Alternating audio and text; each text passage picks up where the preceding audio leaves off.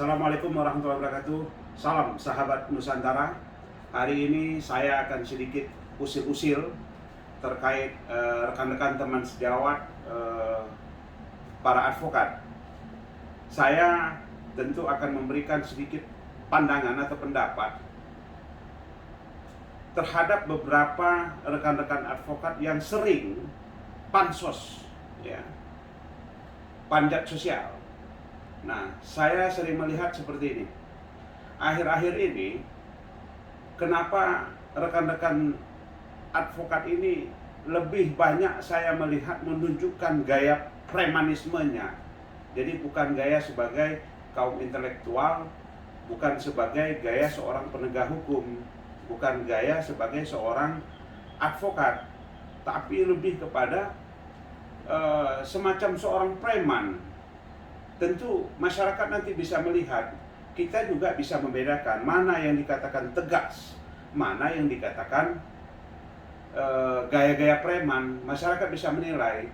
Nah, tentu harapan saya kepada teman-teman sejawat, rekan-rekan advokat, cobalah kita menunjukkan etika, estetika yang baik agar kita bisa mendidik masyarakat ini taat dan paham terhadap hukum. Nah, kalau masyarakat melihat kita, gaya kita kurangnya estetika, kurangnya akhlak, ini kan menjadi hal yang tidak baik untuk dilihat oleh masyarakat. Itu yang pertama. Yang kedua, tentu saya juga akan mencoba menanggapi perihal organisasi advokat. Organisasi advokat di Indonesia ini secara de facto, dalam video terdahulu saya sudah mengatakan bahwa negara Republik Indonesia melalui Kementerian Hukum dan HAM Republik Indonesia sudah mengeluarkan, memberikan AHU dan tercatat dalam lembaran negara ada 30 organisasi advokat di Indonesia, dan itu terdaftar di Ekor Mahkamah Agung. Jadi tidak ada satupun ketua umum dari organisasi advokat yang berhak mengatakan bahwa dialah yang paling sah dan organisasi lain tidak sah. Kenapa saya katakan demikian? Negara saja mengakui. Apa Anda sebagai kapasitas sebagai ketua umum mengatakan tidak sah punya yang lain? Hanya saya yang paling sah. Tidak ada kapasitas itu. Yang berhak mengatakan sah dan tidaknya organisasi advokat adalah Negara Kesatuan Republik Indonesia melalui Kementerian Hukum dan HAM. Sebagai organisasi apapun itu, kita harus terdaftar di Kementerian Hukum Republik Indonesia dan harus tunduk kepada undang-undang organisasi. Undang-undang advokat hanya mengatur tentang advokat, tapi tidak mengatur secara detail terkait organisasi advokat. Ya, jadi perlu saya sampaikan bahwa organisasi advokat hanya mengatur tentang advokat, tentang organisasi advokat tidak terlalu mendetail diatur dalam undang-undang advokat. Organisasi advokat tetap harus tunduk kepada undang-undang organisasi. Gitu. Jadi yang berhak mengatakan sebuah organisasi sah atau tidaknya itu hanyalah Negara Republik Indonesia melalui Kementerian Hukum dan HAM Republik Indonesia. Tidak ada kapasitas ketua umum organisasi lain untuk mengatakan itu.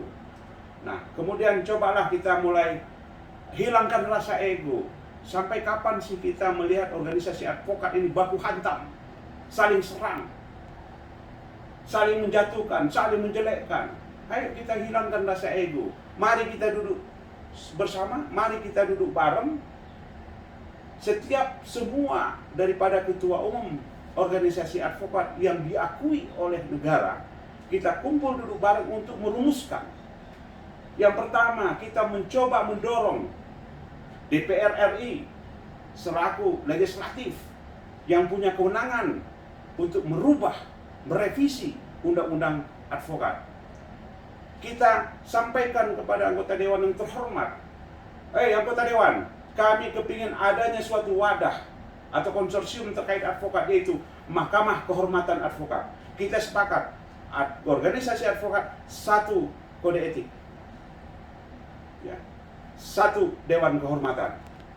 Jadi kita dorong Komisi 3 untuk mengadakan, membentuk, memasukkan dalam revisi Undang-Undang Advokat, yaitu terkait Mahkamah Kehormatan Advokat.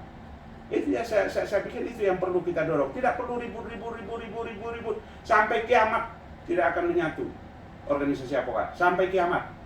Ingat baik-baik pesan saya. Oke, jadi itu pesan saya selaku junior kepada senior. Nah, kalau saya nggak suka dipanggil senior, karena senior itulah senang istri orang. Jadi tentu senior yang saya maksud di sini adalah senior dalam konotasi positif, yaitu para ahli-ahli, ya, para yang sudah lama berprofesi sebagai pengacara. Itu senior yang saya maksud.